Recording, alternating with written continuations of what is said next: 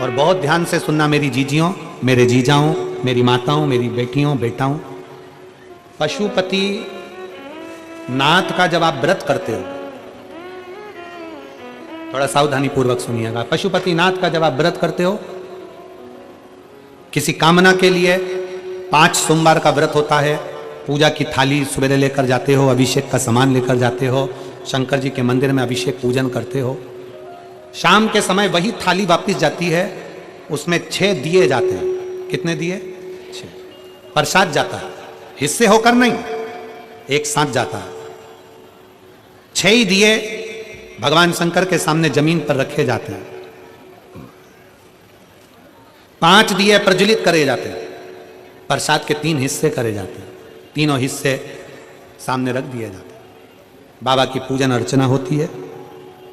उसमें से जो बिना जला हुआ दिया है वो दिया वापस थाली में रखा जाता है। प्रसाद का एक हिस्सा थाली में रखा जाता है, बाकी का बाबा से प्रार्थना कर कर वहीं छोड़ा जाता है। बाबा आज मेरा पहला पशुपति व्रत है। कड़ैया में, भगोनी में तुमने जो प्रसाद बनाया है, जितना प्रसाद बनाया वो पूरा की पूरा मंदिर में जाना चाहिए। ऐसा नहीं कि उसमें से आधा घर पे छोड़ दिया, बच्चों के काम आ जाएगा, आधे में से आप लेकर जा रहे हो। अगर आधा छोड़ देते हो तो प्रसाद का तो 2 हिस्सा तो वहीं हो गया, तो वो स्वीकार नहीं होता। जितना, इसलिए उतना ही बनाओ जितना मंदिर में लेकर जाना है। कटोरी 2 कटोरी जितना आपको ले जाना उतना बनाओ। ज्यादा बन भी गया है तो पूरा लेकर जाओ, घर छोड़ना नहीं प्रसाद को। एक ही मंदिर में 5 व्रत करिए, प्रत्येक व्रत में यही नियम चालू करें। 5वां व्रत हो, एक श्रीफल भेंट बाबा को समर्पित करो। 108 चावल के दाने हो, मूंग के दाने हो, पत्ती फूल की हो, बेलपत्ती हो, जो भी तुम बाबा को चढ़ा सकते हो, 108 बाबा को दे दीजिए। श्रीफल समर्पित कर कर वैसा की वैसा ही 6 दिए रखकर, 5 दिए जलाकर, 1 दिया उठाकर, प्रसाद का एक हिस्सा लेकर अपने दरवाजे पर आओ, दिया लगाओ, बाबा से विनय कर कर अंदर जाओ और कह दो बाबा से आज मेरा 5वां व्रत पूर्ण हुआ। इसको स्वीकार लेना, इसको स्वीकार। बहुत कामना लेकर आई हूं बाबा, बहुत दुखी हूं। मेरे महाकाल राजा, अपना दिल का भाव किससे कहूं? ए मेरे ओघड़नाथ, अपने मन की बात मैं किससे कहूं? मेरे भोलेनाथ, आपसे विनय है, मेरे दुखों को काट देना। मेरा अगला जो समय आए, नूतन जो वर्ष आए, वो मेरी जिंदगी में बहुत खुशियां लेकर आए। मेरे महाकाल राजा, बहुत खुशियां लेकर। बाबा को प्रार्थना मिलेगा। अब कई माताएं कहती है गुरुजी हमारी पूजन की थाली में ये कमी रह गई थी, वो पड़ोसन की थाली में ये सब कुछ था। कोई माताएं कहती हैं कि हमारे पूजन में ये कमी रह गई, उनकी थाली में ये था। शिव महापुराण की कथा कहती है पशुपति नाथ के व्रत में हल्दी ले जाना भूल गए, चंदन ले जाना भूल गए, या कुछ सामान ले जाना भूल गए, दिए जरूर होना चाहिए। प्रसाद का 3 हिस्सा जरूर होना चाहिए। बाकी का अगर कुछ भूल गए तो बाबा तुम्हारे अवगुण नहीं देखेगा, बाबा तुम्हारा गुण देखेगा, अवगुण नहीं देखेगा। बस उससे जाकर जब पशुपति व्रत करो ना, तो एक स्तुति उसके सामने जरूर करो। भोलेनाथ दया करना, मैं तेरे भरोसे हूँ। जिन जिन को आता है वो साथ में बोले, मेरे बाबा दया करना, मैं तेरे भरोसे हूँ। ना घर के भरोसे हूँ, ना परिवार के भरोसे हूँ, ना घर के भरोसे हूँ, ना परिवार के भरोसे हूँ। मेरे बाबा दया करना, मैं तेरे भरोसे हूँ। भोले बाबा दया करना, मैं तेरे भरोसे हूँ। मैं तेरे भरोसे हूँ, भोले तेरे भरोसे हूँ। मैं मैं तेरे भरोसे हूँ, भोले तेरे भरोसे हूँ। भोले बाबा दया करना, मैं तेरे भरोसे हूँ। मेरे शंकर दया करना, मैं तेरे भरोसे। उससे प्रार्थना जरूर करो, हम उसके आश्रित हैं, हम उसके सहारे हैं, हम उसके चरणों में हैं। आप अगर शंकर भगवान के मंदिर में जा रहे हो एक लोटा जल चढ़ाने के लिए, आपका दुख है, आपके जीवन में तकलीफ है, आपके जीवन में कष्ट है, आपके जीवन में बीमारियां हैं, ये इतने इतने पत्रों में एक लीवर का, कोई कैंसर का, कोई पत्र, ये सारे लगा कर रखे हैं लोगों ने। इतने इतने पत्र आप लोग भेजे हुए हो, हम सारे पत्र पढ़े तो बात, कोई नौकरी लग गई किसी की, किसी का कुछ हो गया, किसी का, तो ये सब कुछ जो आपने भेजा है, ये आपका विश्वास भेजा है। कथा में क्यों आए हो, किस लिए आए हो, कथा में क्यों पहुंचे? मैं मेरे बाबा से अपने मन की बात कहूंगी, दिल से प्रार्थना करूं, दिल से। श्री शिवाय नमस्तुभ्यं, श्री शिवाय नमस्तुभ्यं, श्री शिवाय नमस्तुभ्यं, श्री शिवाय नमस्तुभ्यं, श्री शिवाय नमस्तुभ्यं। भोला सब दुख काटो मारा, ओ भोला सब दुख काटो मारा। शिव शंकर जपू तेरी माला, भोले बाबा जपू तेरी माला। भोला सब दुख काटो मारा, ओ भोला सब दुख काटो मारा। वेश है मंगल मंगलकारी, वेश है मंगल मंगलकारी। शमशान वासी हमारा, शमशान वासी हमारा। ओ भोला सब दुख काटो मारा, ओ भोला सब दुख काटो मारा। भगवान देवाधिदेव महादेव से कही, शिव महापुराण की कथा को जितनी देर श्रवण करने के लिए बैठो, उतनी देर दिमाग नहीं, उतनी देर क्या लगाना है आपको? अपना दिल लगाना। भगवान शंकर को अपना हृदय देना, शिव जी से अपने दिल की बात कहना, शंकर को अपने मन की बात कहना। और शिव को जब अपने दिल की बात कहोगे, मन की बात करोगे, तो शंकर उसको स्वीकार करेगा। और तेरी कृपा बिना न हिले एक भी अणु, लेते हैं श्वास तेरी कृपा से तनो तनो। भगवान शंकर की अविरल भक्ति सुख प्रदान करने वाली। पार्वती मैया जब भगवान शंकर के सम्मुख में बैठकर कथा का रसपान करती हैं, तो पार्वती जी के नैनों में जल भर आ जाता है। पार्वती जी के नैनों में जल भर आ जाता है, नेत्र में जल। पार्वती क्यों?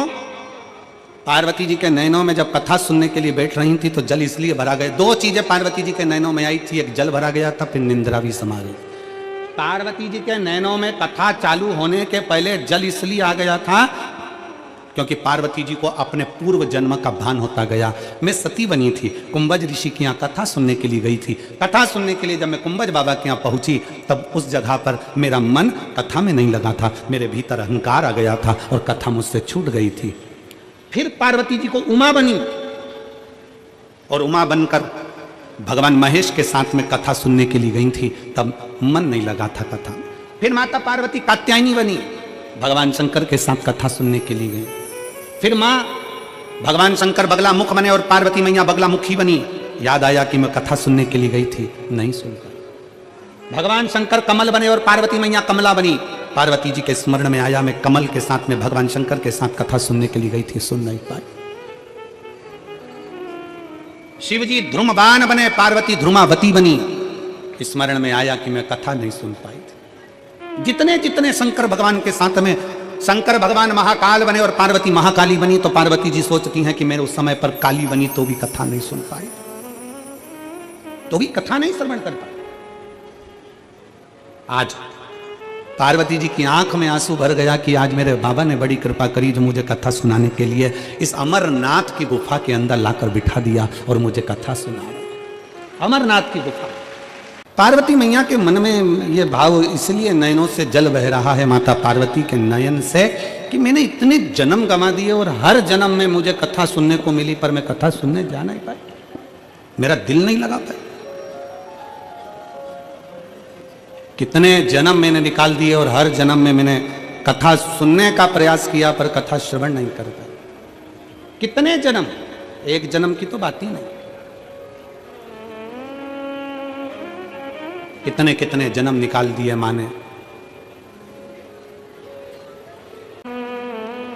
और कितने जन्म मैंने निकाल दिए और मुझे भगवान की कथा श्रवण करने का मौका नहीं मिला।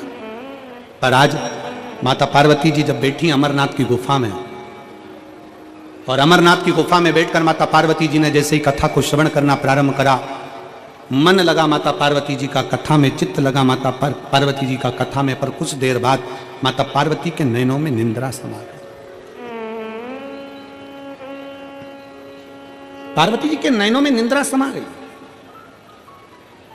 और पार्वती जी के नैनों में जैसी निंद्रा समाई तो भगवान शंकर ने, आखिरी में भगवान शंकर ने दोनों हाथ उठाकर जैसे ही जय घोष करा, बोल शिव महापुराण की, जैसे ही जय घोष करा, जय घोष करते से ही पार्वती जी के नेत्र की निंद्रा खुल गई।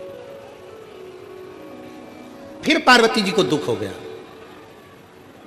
माता पार्वती जी की चित्तवृत्ति में फिर दुख हो गया कि मैं कथा के चलते चलते अपने नैनों को बंद कर कर मैंने विश्राम कर लिया, सो लिया। पर कौन समझाए, कौन समझाए कि मिलता है सच्चा सुख केवल भगवान तुम्हारे चरणों में। कौन समझाए कि दुनिया का सबसे बड़ा सुख, दुनिया का सबसे बड़ा आनंद, दुनिया का सबसे बड़ा रसतत्व भगवान भोलेनाथ जी के चरणारविंद में जिस दिन बैठते हैं उस दिन सुख का अनुभव होता है, उस दिन सुख का अनुभव। कौन समझा? क्योंकि वो क्षमा करने वाला है, वो माफ करने वाला है, वो दुनिया पर कृपा करने वाला है। उसके आश्रित हो जाओ, उसके आश्रित। एक शिव पर करी गई दृढ़ता क्या देगा, कैसे देगा, कब देगा पता नहीं, पर इतना विश्वास तो है, इतना भरोसे से कर सकते हैं कि खाली ना जाता कोई दर से तुम्हारे, खाली न जाता कोई दर से तुम्हारे, मैं भी खड़ी हूँ नंदी बाहें पसारे, अपने हृदय से लगा लो, गिरा जा रहा हूँ, उठा लो भोले अपने दर से, अब तो ना टालो, गिरी जा रही हो, उठा लो। आप बाबा से अपने मन की बात कहने के लिए आए हो, इस कथा के पंडाल में लाखों की संख्या में पहुंचे हो और विश्वास से कहते हैं कि बाबा 3 महीने के अंदर जो मांग कर जा रहे हो वो देगा जरूर। हम जानते हैं जगह नहीं है पंडाल में, ग्राउंड में कहीं जगह नहीं है, सब भरा पड़ा है, जगह नहीं है, पर विश्वास, भरोसा, दृढ़ता, आपका भरोसा। पार्वती जी के मन में फिर गिलानी उत्पन्न होने लगी, मैं कथा सुनने के लिए आई थी और कथा ना मिला।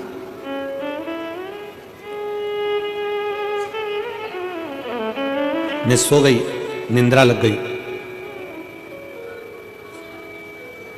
मेरी चित्तवृत्ति फिर रह गई। जिस दिन 7 दिन में से अगर एक दिन की विष्णु महापुराण की कथा पंडाल में अगर आपको सुनने को मिल जाए, समझ लेना कि कहीं शंकर जी ने तुम्हारा हाथ पकड़कर तुम्हें खींचने की तैयारी कर ली है।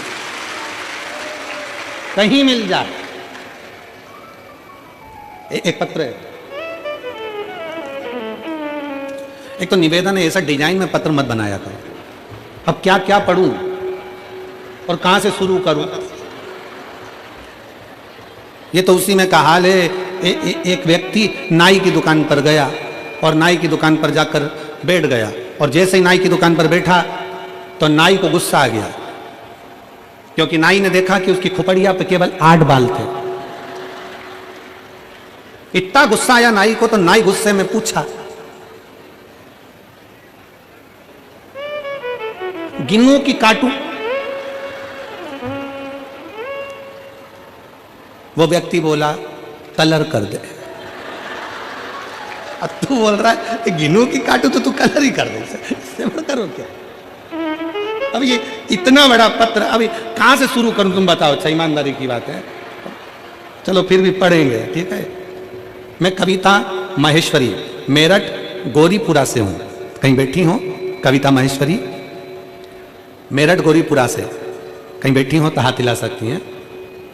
कहीं बैठी हो तो हाथ हिलाइएगा। आप ही हैं? आ जाओ, एक बेलपत्र ले जाना। आ जाइए। मैं कविता महेश्वरी, मेरठ गौरीपुरा से हूँ। मेरे पति का नाम मुकेश महेश्वरी है। मेरे पति मुकेश महेश्वरी पिछले 4-5 वर्ष से स्वास्थ्य संबंधी समस्या से परेशान थे। अक्सर उनकी तबीयत सही नहीं रहती थी और डॉक्टरों को, वो हमको भी समझ में नहीं आ रहा था कि हो क्या रहा है।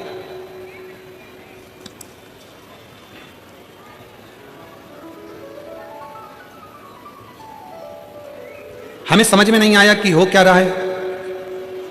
उनकी तबीयत ज़्यादा खराब होने लगी, जिससे हमारी चिंता बढ़ गई। हमने उन्हें डॉक्टर को दिखाया, तब डॉक्टर ने बताया कि उनकी दोनों किडनी सही से काम नहीं कर रही और उन्हें किडनी डिजीज CKD है। डॉक्टर ने तुरंत किडनी ट्रांसप्लांट का बोल दिया।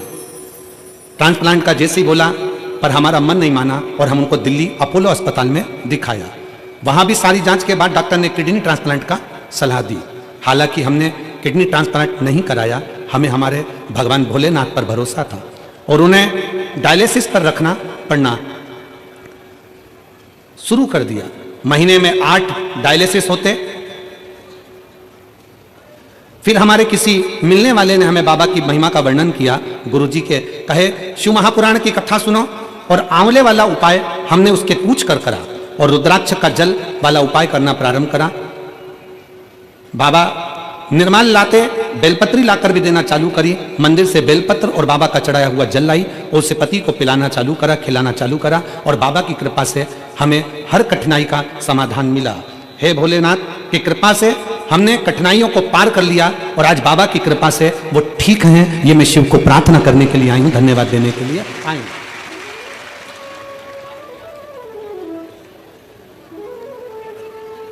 जो डायलिसिस हफ्ते में 1 बार होता था, बाबा का रुद्राक्ष का जल पीने से वो डायलिसिस अब महीने में 1 हो गया। मैं बाबा को प्रणाम कर कर धन्यवाद देने आई हूं कि अब धीरे धीरे डॉक्टर बोल रहे हैं कि किडनी ने काम करना प्रारंभ कर दिया। मैं शिव को नमन करने के लिए, ये शिव तत्व है, ये ओघड़ी है शंभु, ये त्रिकालदर्शी कैलाशी अविनाशी है। एक विश्वास, एक भरोसा।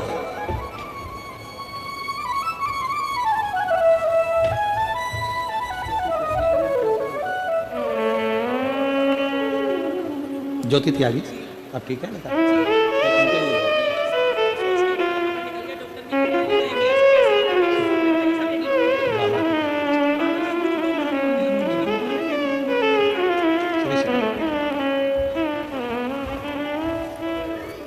पीछे की एलईडियां चालू करवाइए। शिव तत्व की प्राप्ति हो, शिव महापुराण की कथा कहती है, जितना विश्वास आप बाबा देवादिदेव महादेव पर करेंगे, भगवान शंकर को 1 लोटा जल समर्पित कर कर भगवान शंकर से अपने मन की बात कहेंगे, मेरा ओघड़नाथ, मेरा शिव, मेरा त्रिकालदर्शी कैलाशी विनाशी उसको स्वीकार करेगा। मिल जाए कथा, श्रवण करने को, तो साधुता दीजिए। भृगु ऋषि वहां से चल दिए। अब सीधे भृगु बाबा पहुंच गए तीनों देवताओं के पास, जाते जाते भगवान शंकर के पास, ओगड़दानी के पास, और शिव शिवाय बैठे थे। 33 कोटि देवताओं में सबसे ज्यादा अगर सम्मान करने वाले कोई देव हैं तो वो देव अधिदेव महादेव हैं। अगर एक भूत भी आता है तो मेरे शंकर भगवान उसको भी नमन कर कर उसका आदर करते हैं। एक कोई पिशाच भी आता है, कोई असुर भी आता है, कोई गंधर्व भी आता है, कोई देवता भी आते हैं, और कोई भगवान शंकर के दरवाजे पर अगर भूत प्रेत गंधर्व अप्सरा असुर किन्नर यहां तक कोई भी आ जाए, भगवान शंकर उसका आदर करते, उसका सम्मान करते। कौन होगा संसार में जो किसी किन्नर के लिए देवताओं से युद्ध कर ले? किसी किन्नर के लिए? जब भगवान शंकर अपना अर्धनारीश्वर स्वरूप का दर्शन दिए, ब्रह्मा जी से कहा गया कि तुम सृष्टि को आगे बढ़ाओ, तो ब्रह्मा जी भगवान शंकर के अर्धनारीश्वर स्वरूप को जान नहीं पाए थे। शंकर भगवान ने कहा था कि आधे पुरुष आधे स्त्री बनाना, 4 पुरुष बनाओ तो 4 स्त्री बनाओ, 5 पुरुष बनाओ तो 5 स्त्री बनाओ, 10 पुरुष बनाओ तो 10 स्त्री बनाओ। ब्रह्मा जी इस बात को जान नहीं पाए थे, और ब्रह्मा जी अर्धनारीश्वर स्वरूप का दर्शन देखकर समझ गए कि आधा आधा बनाना है, तो उन्होंने एक ही व्यक्ति को आधा पुरुष आधा स्त्री बना दिया था, तो वो किन्नर उत्पन्न हो गए। और जब किन्नर उत्पन्न हुए, पूरी पृथ्वी पर किन्नर ही किन्नर दिखने लगे, तब भगवान नारायण भगवान शंकर जी के साथ आ रहे थे, और नारायण ब्रह्मा जी की बनाई सृष्टि को देखकर हंस दिए, और हंसते से ही बोले, गजब कर दिया ब्रह्मा जी, तुमने पूरी सृष्टि में किन्नर ही किन्नर कर दिया। जैसे ही भगवान नारायण हंसे, हंसते से ही भगवान शंकर को क्रोध आ गया कि सृष्टि ब्रह्मा जी ने बनाई है और आप उस पर हंस रहे। हे नारायण, भगवान विष्णु, तुम ब्रह्मा जी की बनाई हुई सृष्टि पर हंसे हो, इसलिए तुम्हें भी एक बार पृथ्वी पर जाकर किन्नर बनना पड़ेगा। भगवान नारायण को भी भगवान शंकर ने कह दिया था कि तुम्हें पृथ्वी पर जाकर किन्नर बनना पड़ेगा, तुम्हें पृथ्वी पर जाकर किन्नर बनना पड़ेगा। और शिव महापुराण की कथा कहती है,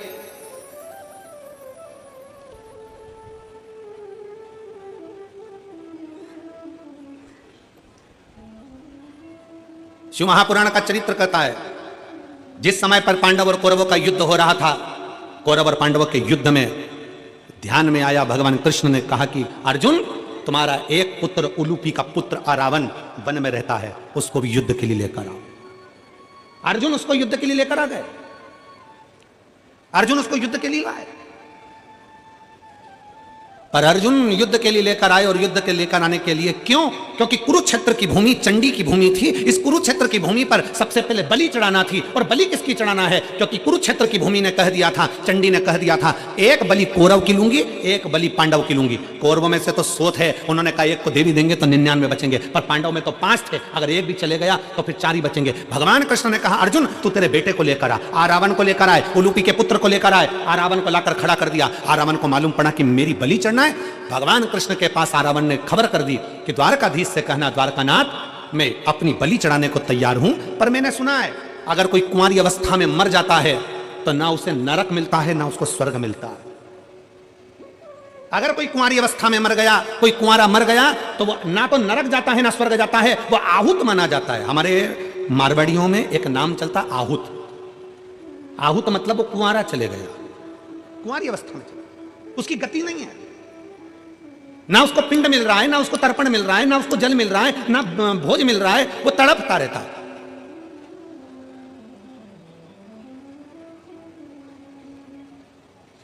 उस रावण ने कहा, अगर मैं कुंवारी अवस्था में मर गया तो मुझे गति नहीं होगी।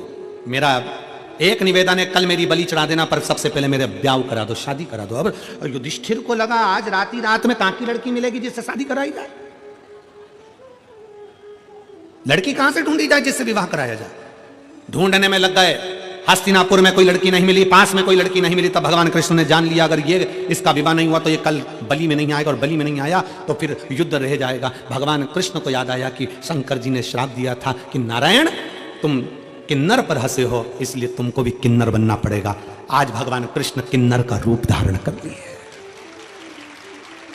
भगवान कृष्ण ने किन्नर का रूप धारण करा, आरावण के साथ विवाह करा। विवाह करने के बाद भगवान जब आरावण के प्राण चले गए तो भगवान नेत्रों से नीर बहाते रहे।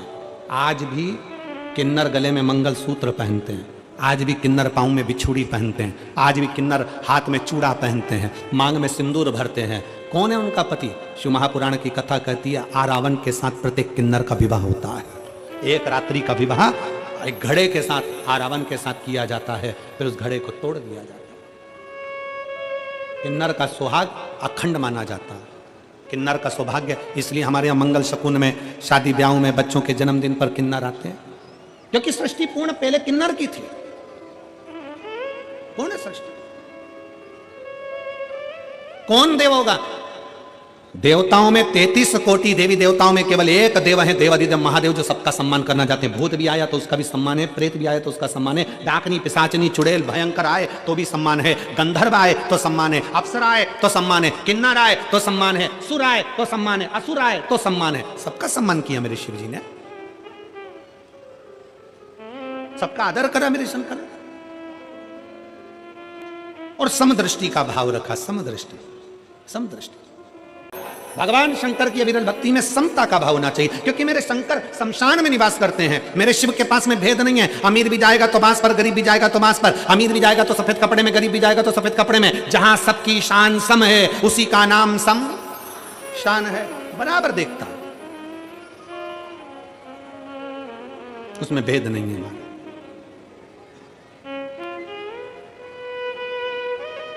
भृगु बाबा आए, शंकर भगवान के सामने भृगु ऋषि आ गए, और जैसे ही आए भगवान शंकर अपने सिंहासन छोड़ दिए। भगवान शंकर अपने स्थान से उठकर खड़े हो गए, और भगवान शंकर स्थान से खड़े होकर भृगु ऋषि के हाथ जोड़कर कहते, आओ भृगु बाबा, आइए, आपका स्वागत है।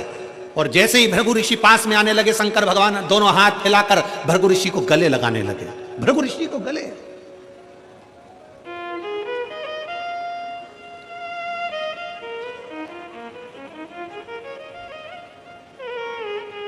शिव महापुराण की कथा कहती है, विद्वान से ज्यादा श्रेष्ठ होता है विद्यावान। कौन? जम के बोलो, विद्यावान। तुमने डिग्रियां ले ली, कुर्सी ले ली, पद ले लिया, खूब बड़े विद्वान बन गए, और तुम्हारे अंदर अगर नम्रता नहीं है तो तुम्हारी डिग्रियां वो शून्य के बराबर है। तुम्हारी डिग्रियां शून्य के बराबर है। विद्वान से बड़ा होता है विद्यावान। इसलिए हनुमान जी महाराज को कहा जाता विद्यावान, गुणी अति चातुर, राम काज करीबे को आतुर। हनुमान जी को विद्यावान कहा गया, विद्वान नहीं। हनुमान जी विद्वान नहीं कहे गए। और जिसमें कितने बड़े विद्वान थे, अष्ट सिद्धि नव निधि के दाता, असबर दीन राम रसायन तुम्हारे पास, सदा रहो रघुपति के। कितना विद्वत्ता, अष्ट सिद्धियां उनकी, नव निधियां उनकी, सारा वैभव, सारा धन, सारा ज्ञान, सब कुछ हनुमान जी में था। सब कुछ था हनुमान जी में। फिर भी हनुमान जी के आगे विद्वान नहीं लिखा गया, उनके आगे लिखा विद्यावान। क्यों कहा हनुमान जी को विद्यावान? क्यों कहा? केवल एक कारण से कहा था। जब हनुमान जी पहली बार ब्राह्मण का रूप रखकर राम जी जब वन में आए थे, सीता जी को खोजते खोजते किष्किंधा के पास पहुंचे थे, तब हनुमान जी महाराज ब्राह्मण का, संत का रूप रखकर राम जी के सामने हाथ जोड़कर प्रणाम कर रहे थे। दुनिया के लोगों ने कहा कि ब्राह्मण होकर क्षत्रिय के हाथ जोड़ता है। अरे समझने वाला विषय है। हनुमान जी सामने क्षत्रिय के हाथ नहीं, हनुमान जी अंदर बैठे राम जी के हाथ जोड़ रहे थे। सामने खड़े हुए राम को भीतर के राम से मिला रहे थे। ये वही राम है जो मेरे दिल में बसता है। लोगों को लगा प्रणाम कर रहा है, पर वो यहाँ के राम को वहां के राम से मिलाने का प्रयास कर रहे थे। इसी को कहते विद्यावान गुणी अति चातुर। इसी को कहते विद्यावान गुणी, इसको विद्वत्ता कहते, इसको श्रेष्ठता कहते। और फिर निवेदन है, शिव महापुराण की कथा कहती है, भगवान शंकर का चरित्र कथा है, शिव तत्व कहता है कि विद्वान और विद्यावान दोनों में बहुत अंतर है। निवेदन है फिर कि हमें विद्वान नहीं, हमें विद्यावान बनना है। और विद्यावान का सबसे बड़ा लक्षण होता है कि उसके भीतर की नम्रता, विद्यावान का सबसे बड़ा लक्षण होता है उसके भीतर की कोमलता, विद्यावान का सबसे बड़ा लक्षण होता है उसके भीतर की श्रेष्ठता, विद्यावान का सबसे बड़ा लक्षण होता है कि वो सम्मुख में जो आया हुआ है उसको प्रणाम करना, उसको नमन करना, उसको गले से लगाना, उसको हृदय से लगाना, उसको श्रेष्ठता से लगाना। हर हर शंकर भगवान सब कुछ वही कर रहे हैं। भृगु ऋषि आए सामने, शंकर भगवान ने बाहें फैला ली, बाएं। और देव शंकर को सबसे ज्यादा क्या दे, क्या शिव को श्रेष्ठ। ब्रह्मा जी ने बाहें नहीं फैलाई, और अभी आप आगे कथा सुनेंगे, भगवान विष्णु ने भी बाहें नहीं फैलाई। बाहें किसने फैलाई? जम के बोलो जरा, देव अधिदेव बाप है।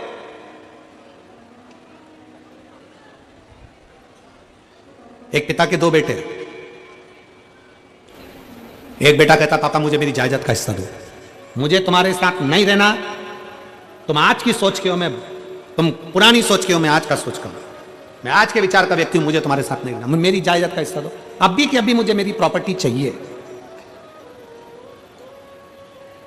पिताजी ने वकील बुलवाया, वकील साहब से कहा सर मेरा बेटा जायदाद का हिस्सा मांग रहा है।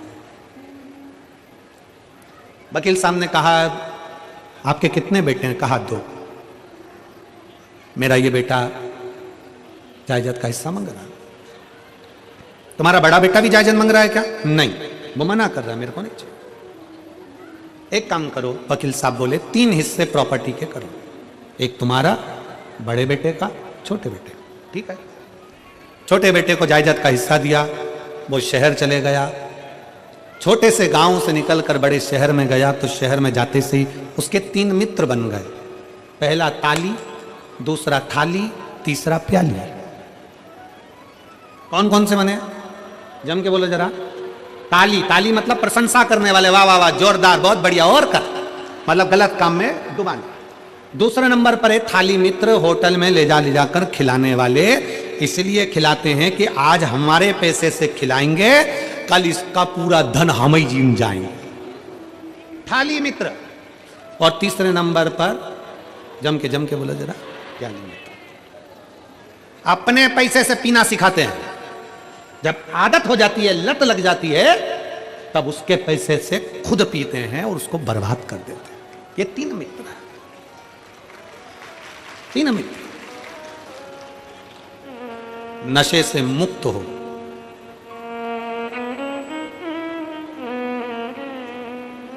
किसके लिए? शराब का नशा छोड़ दो, गांजे का नशा छोड़ दो, चिलम का नशा छोड़ दो, जो व्यर्थ के नशे हैं उसको छोड़ दो, तंबाकू, गुटखा, पाउच छोड़ दो। किसके लिए? सीवर वाले महाराज के लिए नहीं, भगवान के लिए भी नहीं। तुम्हारे जो छोटे छोटे घर में बेटा बेटी है ना, उनको अपने पापा का मुंह देखना है, उनके लिए। घर में जो छोटे छोटे बच्चे हैं ना, आप जब ड्रिंक कर कर आते हो ना, आप जब गलत काम कर कर आते हो ना, तो बच्चे का चेहरा उतर जाता है, मम्मी से चिपक जाता है। पापा ऐसा क्यों कर रहे हैं? पापा ऐसा क्यों कर रहे हैं? बच्चा मम्मी से चिपकता है, दादा से, दादी से चिपकता है, पापा ऐसा क्यों कर रहे हैं? अपने बच्चों के लिए, जो तुम्हारे हैं, प्रिय हैं, उनके लिए। कथा के पंडाल में बैठकर अंदर से, हाँ हम तुमसे संकल्प नहीं दिलाएंगे, हम फालतू का काम करते ही नहीं है, क्योंकि हम संकल्प दिलाएं और तुम छोड़ो नहीं तो हमारे ऊपर दोष आए, काय को माथा पच्ची करूं। हम संकल्प नहीं दिलाएंगे। आपको अगर अपने बच्चों को अपना मुख दिखाना है और बच्चों की जवानी और बच्चों का विवाह और बच्चों की जिंदगी अच्छी देखना है, तो आज कथा के पंडाल में भीतर एक विश्वास पैदा कर लो कि नशा नहीं करूंगा, शंकर का चढ़ा जल पीऊंगा। नशा नहीं करूंगा, शिव का चढ़ा जल पीऊंगा, उसका फल मिलेगा मुझे। क्यों नहीं मिलेगा? एक पत्र है, इस पत्र में इस बहन ने लिखा, ट्रे बहुत बड़ी है, ठीक है, चाय पीने के लिए दे देंगे तुमको। मैं राजेश, मेरे पति का नाम रंजीत सिंह है, कहीं बैठे हों तो हाथ हिला सकते हैं। मैं हिंडोल, जिला चरखी, दादरी, हरियाणा की निवासी हूं। मेरा फोन नंबर ये है। पत्र को आप लोग एलईडी पर पढ़े, आस्था चैनल पर पढ़े। गुरुजी, मेरी शादी को 23 साल हो गए थे। कितने साल? 23।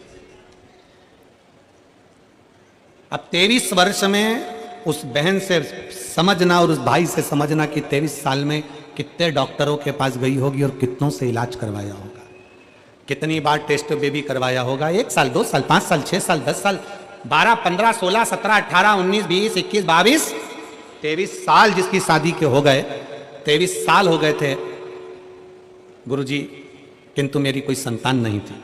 ऐसी कोई दवा नहीं जो मैंने नहीं ली। हर जगह से मैंने इलाज कराया किंतु कोई फायदा नहीं हुआ। मैंने पूरी तरह से आस छोड़ दी। अब 23 साल में तो व्यक्ति आस छोड़ ही देगा कि 23 साल में अब क्या बच्चा होना है, संतान अब कहां से हो जाएगी। सारी आस छोड़ दी। मेरे पति का ट्रांसफर 2021 में तरावड़ी, जिला करनाल, हरियाणा में हो गया। वहां पर मैंने एक धर्म बहन बनाई। जो धर्म बहन थी उसकी ननद ने मुझे शिव महापुराण की कथा के बारे में बताया। मैंने आपकी कथा सुनी और शिव जी पर 1 लोटा जल चढ़ाना शुरू किया और पशुपति नाथ के व्रत किए। 16 फरवरी 2022 को मैं सीहोर के रुद्राक्ष महोत्सव में पहुंच गई। और आप सबको हमारी तरफ से फिर निवेदन है, 25 फरवरी का रुद्राक्ष महोत्सव है। बन सके एक बार बाबा के उस रुद्राक्ष महोत्सव में अवश्य पधारें और अपने जीवन को धन्य बनाएं। मैं 16 फरवरी को सीहोर रुद्राक्ष महोत्सव में पहुंच गई। वहां से रुद्राक्ष लाई, पानी में रुद्राक्ष को लगाकर उसे शिव जी को चढ़ा दिया करती। मैंने आंकड़े की जड़ का भी बांधी। मैंने सारे संतान प्राप्ति के जो उपाय किए। कुछ समय बाद भोले बाबा ने मेरी ऐसी प्रार्थना सुन ली और 22 जनवरी 2024 को मैं गर्भवती हो गई और बाबा की कृपा से 9 सितंबर को मेरे घर में संतान ने जन्म ले लिया। 23 साल के बाद मेरे बाबा ने मेरे घर में औलाद दी है। कितने साल के बाद? 23 वर्ष। तो ट्रे ले जाओ और चाय पियो। आपसे पूछें 23 साल बाद उम्मीद है कि संतान हो सकती है? मेरी जीजियां विचार कर कर बताना, हो सकता है ऐसा?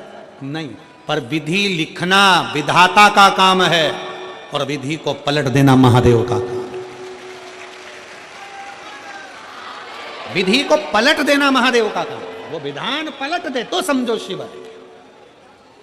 कोई बाबा नहीं, कोई जोगी नहीं, कोई तपस्वी, कोई साधक, कोई उपासक नहीं। और दुनिया में संसार कलिकाल में कोई ऐसा पैदा नहीं हुआ कि तुम्हारे विधि के विधान को पलट दे। पलटेगा तो 1 लोटा जल तुम्हारे विधान को पलट सकता है। तुम्हारा विश्वास तुम्हारे विधान को पलट सकता है। ढोंग में मत पड़ना, प्रपंच में मत पड़ना, दिखावे में मत पड़ना, कहीं इधर उधर फालतू के चक्कर में मत पड़ना कि कोई तुम्हारी किस्मत पलट देगा। ना ना, किस्मत तो तुम्हारे हाथ से चढ़ा हुआ 1 लोटा जल ही पलटे। सारी समस्या का हल, दोनों हाथ उठाकर, सारी समस्या का हल 1 लोटा शिव को समर्पित करो। शंकर,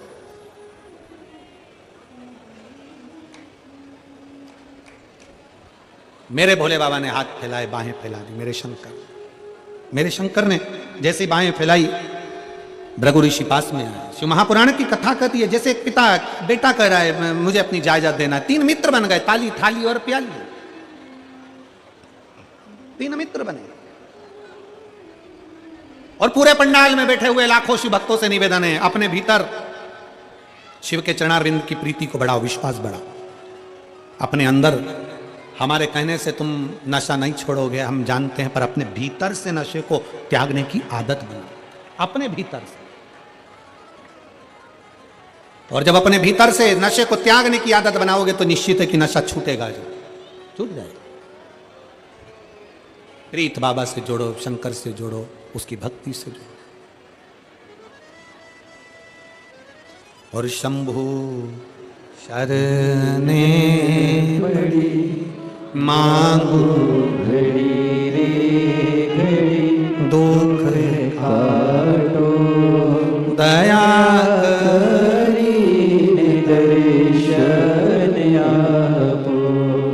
शंभु शरणे पड़ी मांगू घड़ी रे घड़ी, दुख काटो दया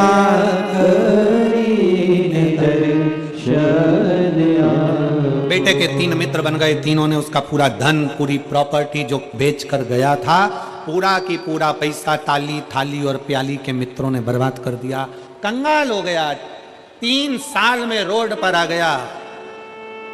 रोड पर कितना साल लगा? जम के बोलो जरा। 3 साल में रोड पर आ गया। और फिर निवेदन शिव महापुराण के माध्यम से, दुकान रोड पर है, अच्छी है, चलेगी। मकान रोड पर है, अच्छी है, चलेगी। दुकान रोड पर है, अच्छा है, मकान रोड पर है, चलेगा, पर इंसान रोड पर कभी नहीं चलेगा। मनुष्य रोड पर आकर खड़ा हो जाए, उसके पास ना घर है, ना दुकान है, ना जमीन है, ना जायदाद है, एकदम सब कुछ बर्बाद हो जाए, रोड पे आ जाए, किसको अच्छा लगेगा? इसकी श्रेष्ठता।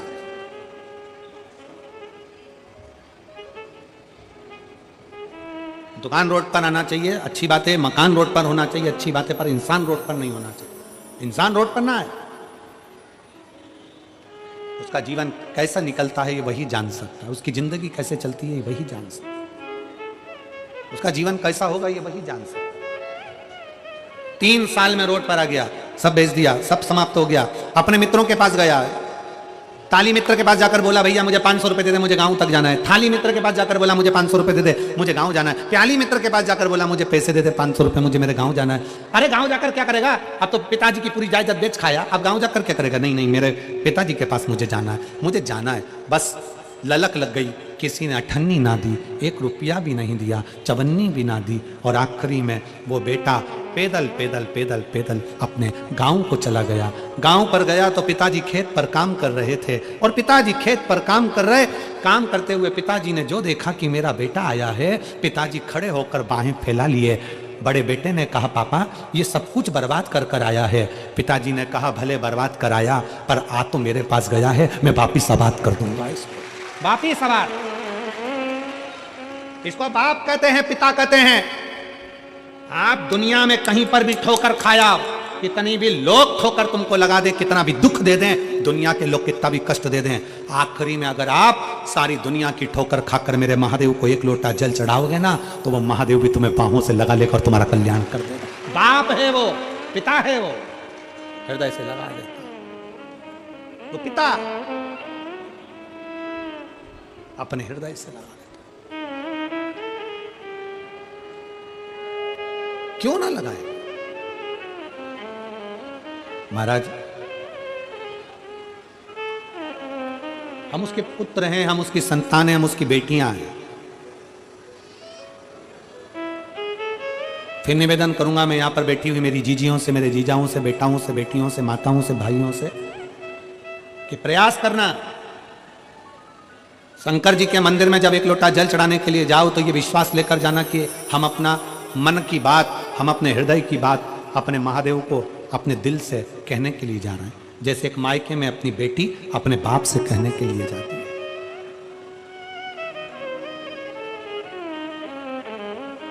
शिव से कहने के लिए कहा। भगवान शंकर की कथा जब तुम दिल से कहोगे, बाबा को दिल से प्रार्थना करोगे, दिल से निवेदन करोगे, क्यों ना सुनेगा? भगवान देवादिदेव महादेव ने अपनी बाहें फैला ली भृगु बाबा को गले लगाने के लिए। भृगु ऋषि को गले लगाने के लिए जैसे ही बाहें फैलाई, वैसे ही भृगु ऋषि पास में तो खड़े ही थे। भगवान शंकर बाहें फैलाते हैं, और जैसे ही बाहें फैलाते हैं तो भृगु ऋषि, शंकर भगवान जब पास में आने लगे उनको गले लगाने के लिए, तो भृगु ऋषि ने उनको रोक दिया। भृगु ऋषि ने रोक दिया। भृगु बाबा ने कहा, आप मेरे पास मत आइए, आप मेरे नजदीक में ना आइए। पार्वती जी देखकर स्तुब्ध हो गई, मां जगत जननी देखकर स्तुब्ध। ये क्या हो रहा है? ये क्या है? पार्वती जी स्तुब्ध हैं, और एकदम स्तुब्ध होकर माता पार्वती जी ने विचार किया। माता पार्वती जी स्तुब्ध हो गई, और स्तुब्ध होकर माता पार्वती ने विचार करा, ये क्या हो रहा है? ये क्या है? शंकर भगवान गले लगाने के लिए भृगु ऋषि के लिए बाहें फैला रहे हैं, और भृगु ऋषि उनको रोक दिए। शंकर भगवान ने पूछा, भृगु बाबा मैं आपको गले लगाना चाहता हूं, आप मेरे दरवाजे पर आए हो, अतिथि देवो भव। दरवाजे पर अगर अतिथि आए तो उसका आदर होना चाहिए। 33 कोटि देवता में केवल एक देव अधिदेव महादेव ऐसे हैं जो अतिथि का पूर्ण रूपेण सत्कार करते। आप आए, बाहें फैलाई, भृगु ऋषि ने मना कर दिया, आप मेरे गले नहीं लगे, मैं आपके गले नहीं लग सकता भोलेनाथ। शंकर भगवान ने पूछा क्यों? भृगु ऋषि कहते हैं कि आपके तन पर चिता की भस्म लगी है, आपके तन पर चिता की भस्म रमी है, आपके शरीर पर चिता की भस्म है। शंकर भगवान पार्वती जी को देख रहे थे, पार्वती जी शिव जी को देख रही थी। शिव महापुराण की कथा कहती है, शंकर पर चढ़ा जल, शिव को चढ़ाकर जल का आचमन बड़ी से बड़ी बीमारियों को समाप्त कर देता है। दुनिया के लोग चाहे कितना ही कहें कि शंकर का जल मत पियो, शंकर की बेलपत्र मत खाओ, शंकर का ये मत खाओ, शिव महापुराण की कथा कहती है, निवेदन है बेलपत्री खाओ, जल पियो, पर दूसरे का हराम का धन मत खाओ, भगवान का भजन।